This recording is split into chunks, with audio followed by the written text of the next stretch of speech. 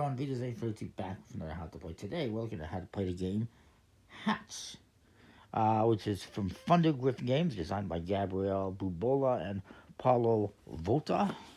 And it's designed to look like a book, which is really cool. And you open it up and there it is.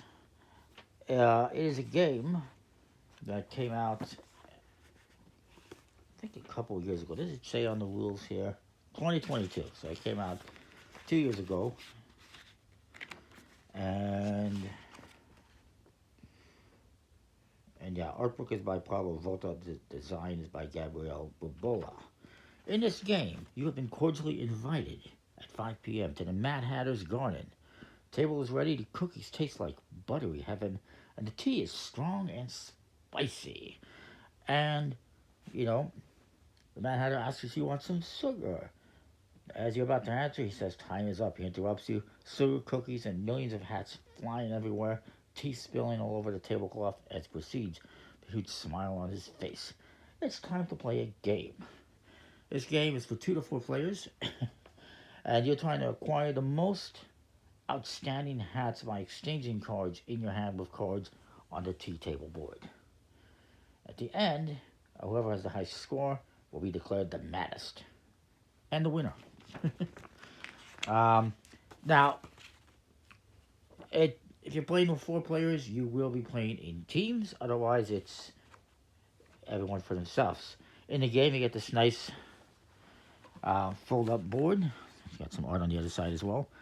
That has spots for up to 6 cards. Now, you will only use 5 if you're playing 2 players. Otherwise, you will use all 6 spots. There is a napkin, which is your scoreboard. And a dry erase marker. There's even a cookie. I wouldn't eat it, even if it looks tasty. We put that on the napkin for now. It's going to be bonus points, if I recall correctly. And then you got a deck of cards that has different suits. You got red, blue, green, brown, purple. And there's 2 additional ones here, pink and orange. You will remove 2 from the game if you're doing 2 players, which is what we're doing. So I'll put those aside. And there's actually an additional black one that you can get as a expansion, which I haven't seen anywhere, unfortunately. So, in the game, you're going to put the tea table out. Shimmy it over a little bit. And the napkin is going to go face down on the table with the cookie on top. So that you can't, I guess, see what you're scoring. You shuffle all the cards to form the draw deck. Place it face down next to the table board here.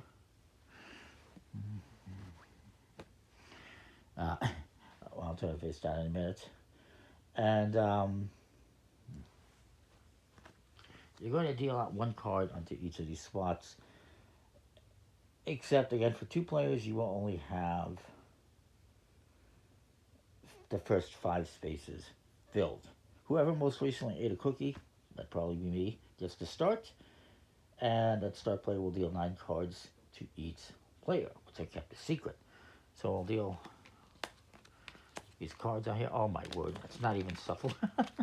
That's terrible. I apologize. The cards do have a nice linen finish, and stock is decent. And pretty nice artwork as well. And this board also has very nice artwork. So we deal out 1 brown again, of course, to each spot. And what this indicates is that currently browns are going to be worth a certain amount of points. Same with blue, same with red. Now, if there's more than 1 of the same color, you're going to use only 1 of those spots. Let me just verify that. I know that's the case, but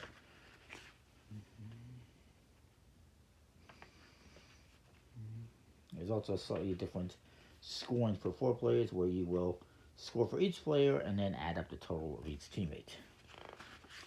So,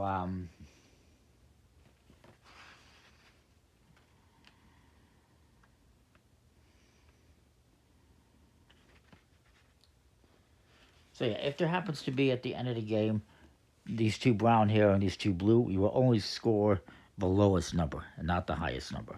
And this is how much each is going to be worth in points.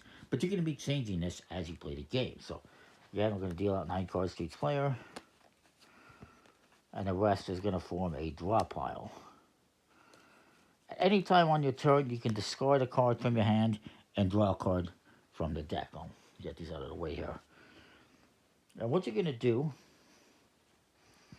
is you're going to do one of two actions. A, you can exchange one of your cards in your hand with one of these. Or you can create a black hat and add it to your collection. To create a black hat, you'll simply take a card, place it face down in front of you, and it is going to be worth 1 point at the end of the game. So you may or may not want to do that. It's only one point, but if you have a hat that's not going to help you out, maybe you do that. You get a point for it instead of perhaps nothing. But let's talk about the exchange. So when you exchange, there's 2 things you have to keep in mind. 2 conditions you have to follow or respect. Either the cards have to be of the same type, aka color, that you exchange. So I could exchange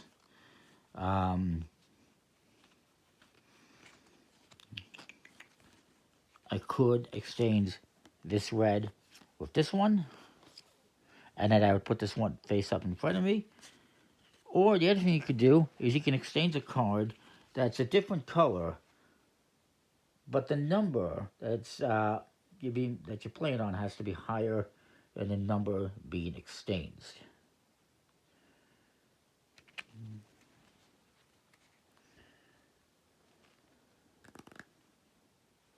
So for instance, I could exchange, this guy can exchange this 2 for this 1.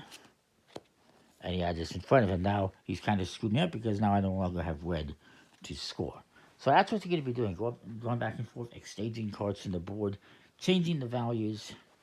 Again, in order to change out this brown one, I'd have to play something that's higher, that's either brown or that's a higher number. So maybe I play this purple and add brown to my collection.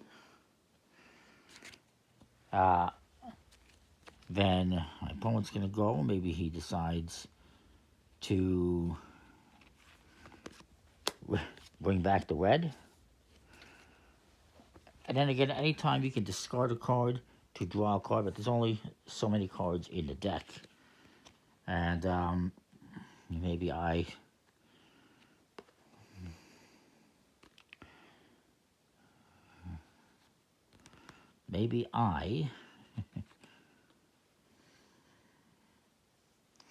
exchange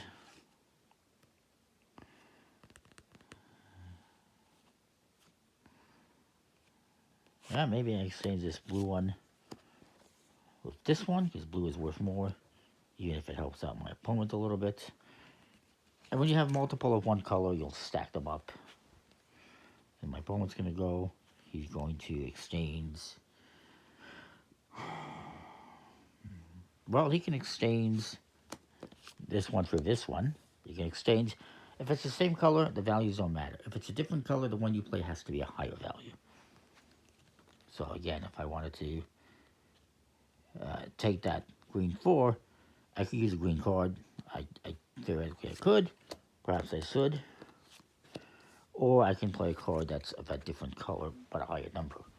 So keep going back and forth. Maybe my opponent decides to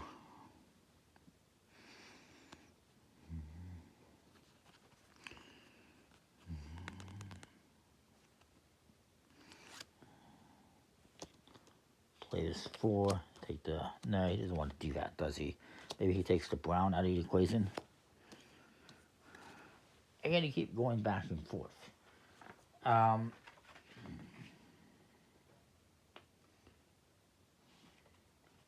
it's to be noted, you cannot exchange cards with each other. It's pretty obvious, I would say.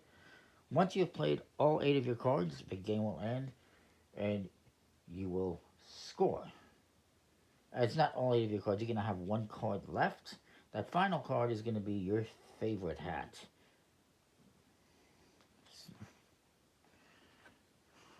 So let's just do that. Let's just continue. A few more cards here. So maybe I take this green, put brown back on the board. And he's going to go. He decides to take the 6, the purple 3. I will go and I will take this one with this one. Apologize if I'm off camera. My opponent's going to go. He's going to take...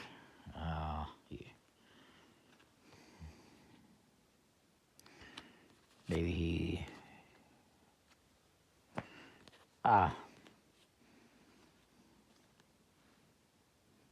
he's going to take this brown. For brown, I will take a purple with a blue, I guess. My opponent's going to go.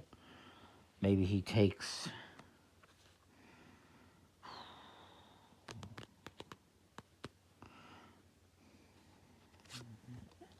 this blue to get a blue with the red. Again, I'm a little bit off the screen here. And it comes back to me, and I'm going to want to take into consideration what I'm going to do for my favorite card. Well, I'm going to, I guess I'll take this free. And I'm going to keep this one as my favorite card, for better or for worse, and he's going to probably take this for, take that 6 out. We ended up keeping the same color. I'm going to swap that out with a different color. Yeah. Not going to make too much of a difference, but I wanted to have something different. So then we get into scoring, okay? And we need to take the cookie. And you got the score sheet here, and we're just going to write for each player the score for each number. Which I guess, theoretically, I could do. Me and you. We'll see who did better. Now, so once everyone's played 8 cards, 1, 2, 3, 4, 5, 6, 7, 8, the game ends. You keep 1 card as your favorite hat, which I'll explain. Yeah, again, you could have some cards face down as black hats that'll be worth 1 point each. I chose not to do that. These are not black hats. These are just our last remaining hand card.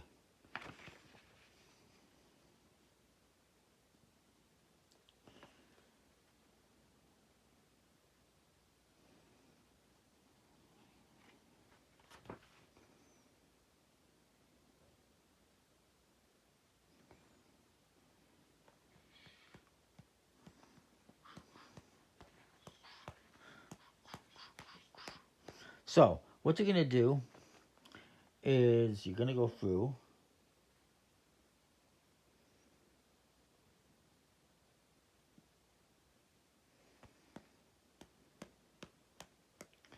what you're going to do is going to look at each one, and each one is going to be worth that many points. So purple is going to be worth 1 point each, so I get 2, you get 1.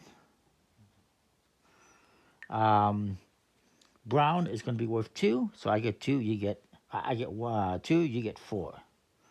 Already you're winning. Green is worth 3, so I got 6, and you also got 6. Red is worth 4, so I got 4, 8, you got 4. Oops, I almost gave myself the 4. And then blue is worth 5, I got 5, you got 10. And then if there was a 6th card, we would do that. Black hats, if anyone has any black hats, we would mark them there. And then we get on to the cookie. This cookie.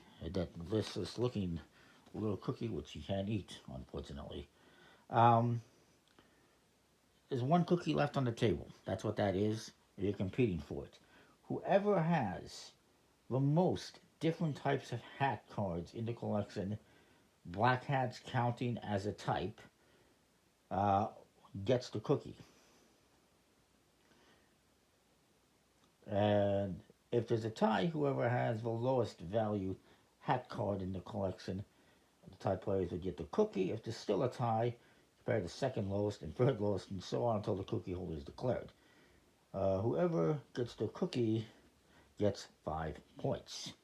So you got 5 colors. I also got 5 colors. So we all, yeah, we got 5 colors. So you have ones, I have ones. You have a 2. So you have the lowest value card. So you are going to get the cookie bonus, unfortunately. And then we look at, finally, our favorite hat. And what you're going to do is look at your favorite hat. My favorite hat is a purple.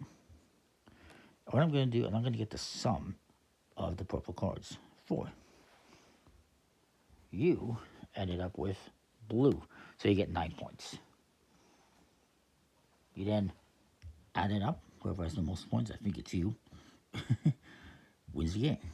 Let's see, you got 19, 29, 39, I believe. And I have 14, 27. So yeah, you would win. That's how you play hats. It's a pretty cool game with really nice art, nice components. I do hate that the market does not have an eraser thing, but it is what it is. I like it. Comment, like, subscribe. Let me know what you think. I know this one's a little bit hard to find right now, but you might still be able to find it. See ya. Thanks for watching.